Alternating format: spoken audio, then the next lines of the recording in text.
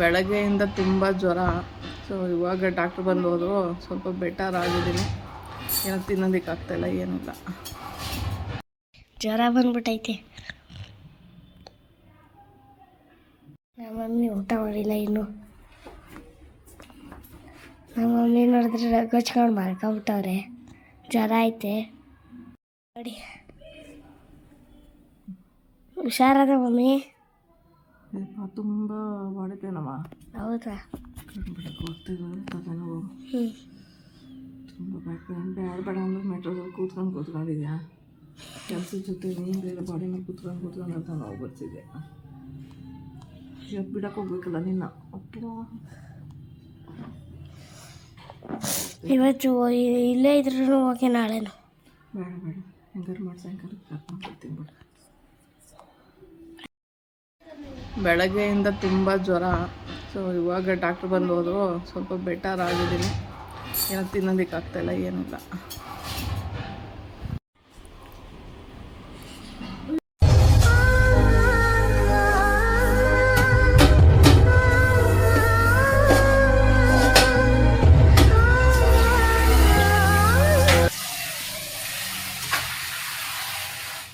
ಮಮ್ಮಿಗೆ ಹೆಲ್ಪ್ ಮಾಡ್ತಾ ಇದೆಯಾ?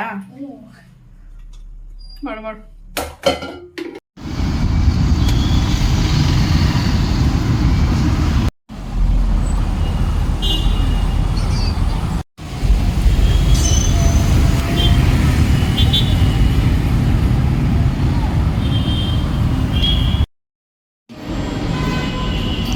ಅದು ಕೊಡಮ್ಮ, ನೀನು ಎಲ್ಲರೂ ಕಳೆದ್ಬಿಟ್ರೆ ಕಷ್ಟ. ಆಮೇಲೆ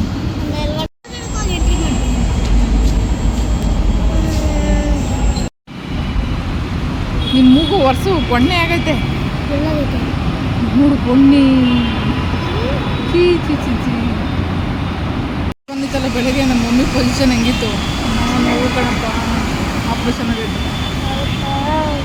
ಹಾಂ, ಮಮ್ಮಿಗೆ ಏನೋ ಹುಷಾರು ಮಾಡ್ದ?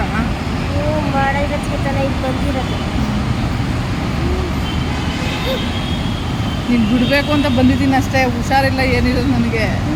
ಬೆಳಗ್ಗೆ ಎಲ್ಲ ಅಷ್ಟೊಂದು ಜ್ವರ, 104 ಡಿಗ್ರಿ ನೋಡ್ದಲ್ಲ.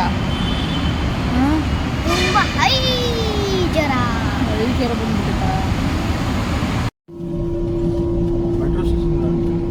ಭಯ ಮಾಡ್ತಿದ್ಯಾ?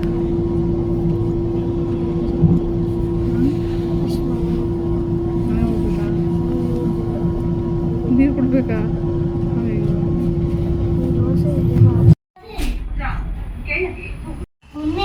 ಬಾಯ್, ಮನೆಗೆ ಬಿಡ್ತಾ ಇದ್ದೀನಲ್ಲ. ಇಲ್ಲಿ ನೋಡು, ಇದನ್ನು ಬಿಟ್ಟು ಹೊರಟಿದ್ದೀನಿ ಇವಾಗ. ಟೈಮ್ ಕರೆಕ್ಟಾಗಿ 8:30.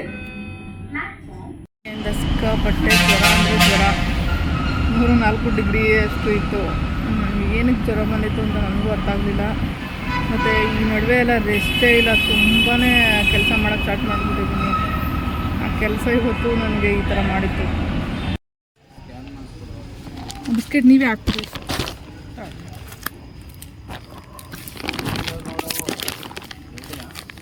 ಎರಡೇ ಅವೆ, ಇನ್ನೆರಡು ಎಲ್ಲೋದು. ಸಾಯಂಕಾಲ ಅಡ್ಡ ಹಾಕೊಂಡಿದ್ದಾವೆ ಕೊಡ್ಸೋ.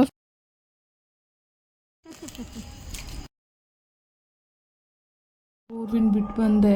9:30 ಮನೆಗೆ ಬಂದಾಗ ಪಾತ್ರೆ ಎಲ್ಲ ಬಿದ್ದಿದ್ದಾವೆ. ಅಡುಗೆ ಮನೆಯೆಲ್ಲ ಹಂಗಂಗೆ ಆಯ್ತು. ಏನು ಕೆಲಸನೂ ಮಾಡಿಲ್ಲ.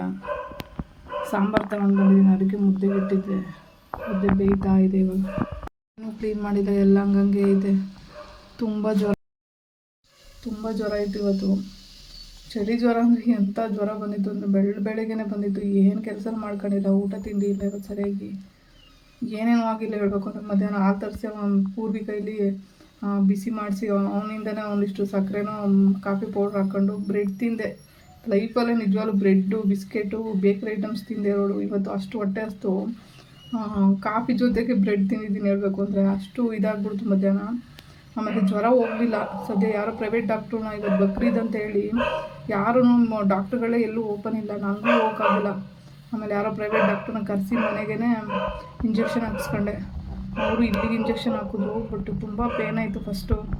ಒಂದು ಅಷ್ಟೊತ್ತು ಸುಮ್ಮನೆ ಆಯಿತು. ಚಳಿ ಜ್ವರ ಎಲ್ಲ ಹೋಯ್ತು. ಆಮೇಲೆ ಮತ್ತೆ ತುಂಬ ಬಾಡಿ ಎಲ್ಲ ಸೆಕೆ ನೀರು ಬರೋಕ್ಕೆ ಸ್ಟಾರ್ಟ್ ಆಗಿಬಿಡ್ತು.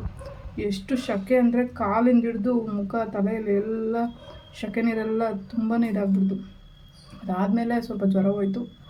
ಅದಾದಮೇಲೆ ನಾನು ಪೂರ್ವಿಗೆ 4 ಗಂಟೆಗೆ ರೆಡಿ ಆಗಪ್ಪ ನೀನು ಹೋಗುವಂತೆ ಮನೆಗೆ ಅಂತ ಹೇಳಿದೆ. ಸೊ ಅವನಿಗೆ ಸ್ಕೂಲ್ ವೇಸ್ಟ್ ಆಗೋದು ಬೇಡ ಅಲ್ವ, ಅದಕ್ಕೋಸ್ಕರ ಅವನ್ನ ಕಳಿಸೋಣ ಅಂತ ಹೇಳ್ಬಿಟ್ಟು ಇಷ್ಟು ಜ್ವರ ಬಂದಿದ್ರು ಇವತ್ತು ಎದ್ದು ಹೋಗಿ ಅವ್ನ ಬಿಟ್ಬಿಟ್ಟು 2 ಮೆಟ್ರೋ ಚೇಂಜ್ ಮಾಡ್ಕೊಂಡು ಹೋಗ್ಬೇಕು. ಮೆಜೆಸ್ಟಿಕ್ಕಲ್ಲಿ ಇಳಿಬೇಕು, ಮತ್ತೆ ಮೆಟ್ರೋ ಚೇಂಜ್ ಮಾಡ್ಕೋಬೇಕು, ಕೆಂಗೇರಿ ಮೆಟ್ರೋ ಇಳಿಬೇಕು, ಮತ್ತು ಒಂದು ಅರ್ಧ ಗಂಟೆ ಜರ್ನಿ, ಒಂದು 20 ನಿಮಿಷ ಜರ್ನಿ ಅಂದ್ಕೊಳ್ಳಿ. ಅಷ್ಟು ದೂರ ಹೋಗಿ ಬಿಟ್ಬಿಟ್ಟು ಮತ್ತೆ ಬಂದು ಕತ್ಲಲ್ಲಿ ಒಂದು 8:30 ಅನಿಸುತ್ತೆ ನಾನು ಕೆಂಗೇರಿ ಮೆಟ್ರೋ ಮತ್ತೆ ಹತ್ತಿದಾಗ. ಇಲ್ಲಿಗೆ ಬಂದಾಗ 9:30 ಆಗಿತ್ತು. ಸೊ ಬರೋವಾಗ ಏನು ಮಾಡಿದೆ, ಕೆಂಗೇರಿ ಹತ್ರನೇ ನಾನು ಒಂದು ಹೋಟೆಲಲ್ಲಿ ಸಾಂಬಾರು ಕಟ್ಟಿಸ್ಕೊಂಡು ಬಂದೆ. ಸೊ ಅದಕ್ಕೆ ಮುದ್ದೆಗೆ ಇಟ್ಟಿದ್ದೀನಿ. ಇವಾಗ ಮುದ್ದೆ ಮಾಡ್ಕೊಂಡು ತಿನ್ಬಿಟ್ಟು ಮಲ್ಕೊತೀನಿ. ಯಾಕಂದರೆ ಇವತ್ತು ತುಂಬ ಕಂಪ್ಲೀಟ್ ರೆಸ್ಟ್ ಬೇಕು ನನಗೆ, ಜ್ವರ ಬಂದಿರೋದ್ರಿಂದ. ಆಮೇಲೆ ಏನು ತಿಂತಾಯಿದೆ ಅಂತ ಟೇಸ್ಟ್ ಗೊತ್ತಾಗ್ತಾ ಇಲ್ಲ ನನಗೆ. ಮಾವಿನ ಹಣ್ಣು ತಿಂದೆ ಕಹಿ ಕಹಿ ಅಂತ ಅನ್ನಿಸ್ತು ಇವಾಗ. ಬಟ್ ಬಾಯಿಗೆ ಏನಾದ್ರು ತಿನ್ನಬೇಕು ಅನಿಸುತ್ತೆ, ತಿನ್ನಕ್ಕೆ ಹೋಗ್ತಾಯಿಲ್ಲ.